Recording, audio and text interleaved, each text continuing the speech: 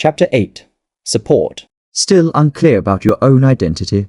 The butler was even more annoyed, and he spoke again. Second miss, with theory you are. It's really impossible to win Madam's favor. I think you should just. But he didn't get to finish his sentence. Ying Zijin stopped, glanced at him, and suddenly lifted her leg, delivering a direct kick out of guard. The butler bang fell to the ground. One of his hands was firmly pinned down, and the pain made him unable to help, but let out a howl. Tisk, at that moment, in the night, a laugh suddenly fell, carrying a touch of clinical interference, yet wrapped in a cool edge. If a hand come back, I wouldn't have known that the Ying family's servants no dare to order their masters around. Is this how Madame Ying disciplines?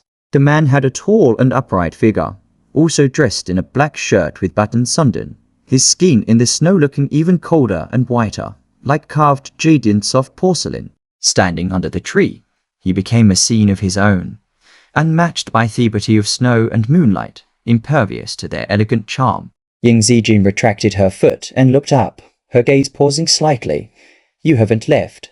Good thing he didn't. Fu? Yunshin tucked one hand casually into his pocket, the corner of his lips curving slightly. If he had left, our little friend here would have been bullied. A breeze picked up, blowing open his shirt, revealing a small piece of collarbone, diffusing a faint scent of jade and agarwood, calm yet gentle.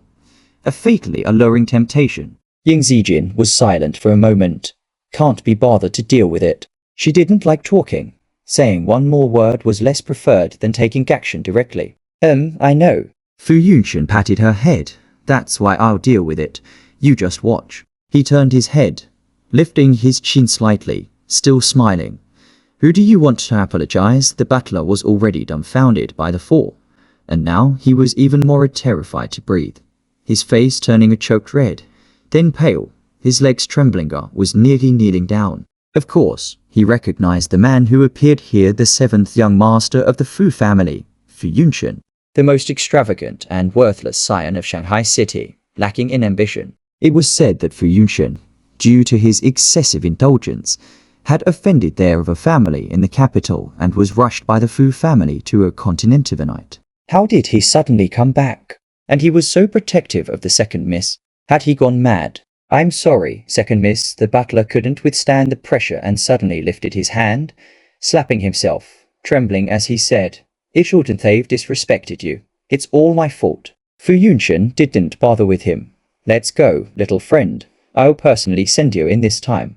The butler dared not obstruct them any longer. Seventh young master. Second miss, this way please. Feeling aggrieved and yet relieved at the same time, at least Madam wouldn't blame him now. The door opened, and the cold air rolled in, leaving a layer of frost on the luxurious carpet. In the old house's first floor, the living room was full of warmth. Sitting on the sofa was a noble lady, flipping through a book with an elegant posture, every move displaying the refinement of a wealthy family's breeding. This was Madame Ying Manhua, born into the Zhong family, one of their major noble families. Zhong Manhua heard the footsteps but didn't look up, speaking in a tone that sorted. Nor bland, has the second miss conceded.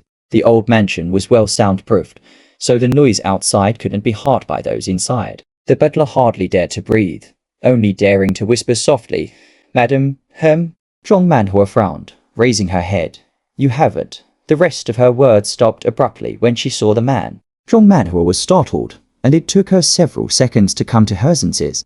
She put down the book in her hands and got up to greet him, as if she hadn't seen the girl. Smiling, it turns out to be the seventh young master. I heard from your father just yesterday that you returned from a region, visiting the Ying family so late. Is there something important?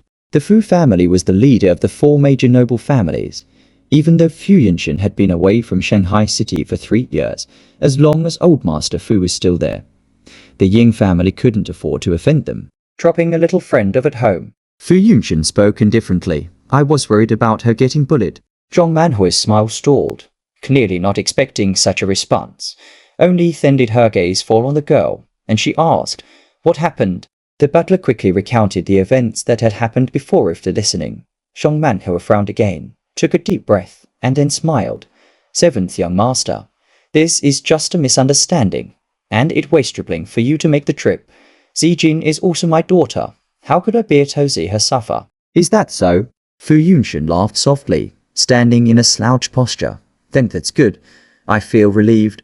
For Madam Ying to treat her foster daughter this way, it's a reputation for kindness that could be well received once spread. Zhong Manhua's face turned somewhat unsightly. These words were clearly mocking. It's this servant, Fu Yunshan glanced over lightly, chuckling, a bite audacious. The butler's legs became even weaker. Zhong Manhua kept a tight expression and didn't speak. But as an outsider, it's not my place to discipline Madam Ying's servants. Fu Yunshan didn't pay any further attention and instead tilted his head towards the girl, raising his cell phone with a smile in his voice. Little friend, I've saved me number on your phone. Contact me anytime. The door was closed again, and the room was dead silent. The butler let out a sigh of relief, continuously wiping away sweat. Where did you go, Zhong? Manhua held back her anger. After all, not changing her face immediately after Fu Yunshan had left. Lu Dai said you left the hospital 3 hours ago. What were you doing? Running out alone in a snowstorm? When would she ever give it a rest? And specifically finding someone to come back and anger her. Utterly lacking in manners. Ying Zijin didn't respond, yawning. Apart from being hungry, she was now becoming sleepy, suddenly back to being a normal person. She wanted to savor the experience fully. Zhong Manhua said coldly, I'm speaking to you. Is this how you show manners? Ying Zijin looked up indifferently. Why should you care about a living blood bank? Zhong Manhua could hardly believe her ears. Her mind went blank for a moment, her body fiercely trembling. What did you say? The butler also looked over in shock, disbelief written all over his face. The fact that the Ying family had taken in a foster daughter to serve as Yinglui's living blood bank wasn't a secret among the 4 major noble families. The entire elite circle knew about it. But no one cared about it, because it wasn't important. It was occasionally used as post-dinner gossip for a bit of fun. The Ying family didn't think there was anything wrong with it. Yet when this ugly truth was so bluntly exposed, Zhong Manhua felt as if all the covering she had dressed herself in had been ripped away, like thorns in her back. Her entire blood chilled to the core, her hands and feet ice cold. Zhong Manhua, after all, came from a wealthy family, and she quickly calmed her emotions. Her expression softened a bit, but she still spoke with an authoritative tone. What is this behavior? The hot water is ready for you. Go take a bath first. I have some words for you afterward. The girl yawned again, without paying any heed, and went upstairs. Zhong Manhua's face turned ashen, and with a smack, she put the teacup down on the table heavily. The butler bowed his head, not daring to speak. Look at her attitude, and listen to what she's saying. Zhong Manhua was so angry it pained her heart and lungs. Her grievance even more so. Does she think that I and her to be bled?